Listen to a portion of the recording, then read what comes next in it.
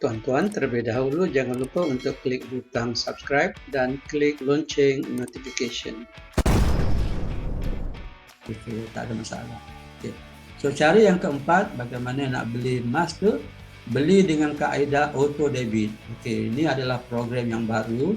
Maknanya kita tak payah susah-susah payah. Setiap bulan Public Gold akan potong. Mungkin kita nak mulakan dengan RM200. Kenapa RM200? Sebab RM200 ada cabutan bertuah setiap bulan. Okey, dan setiap bulan cabutan bertuahnya kita boleh dapat 10 gram.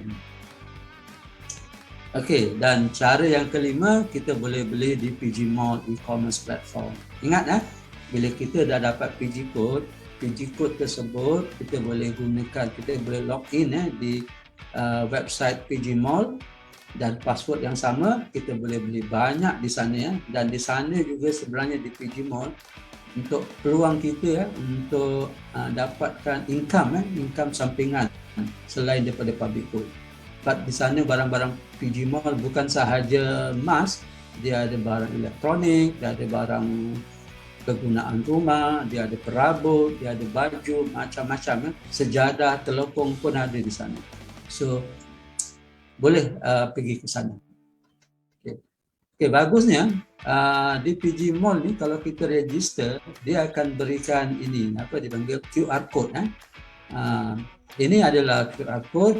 Okey, contohlah anda nak berbelanja ataupun nak buat jadikan PG Mall sebagai you punya bisnes.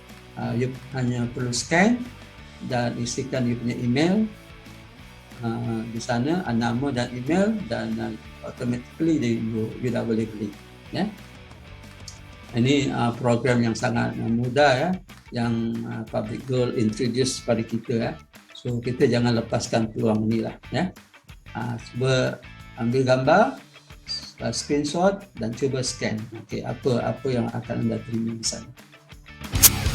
Terima kasih kerana menonton video ini dan jangan lupa untuk subscribe YouTube channel saya dan layari website saya onegoldina.com.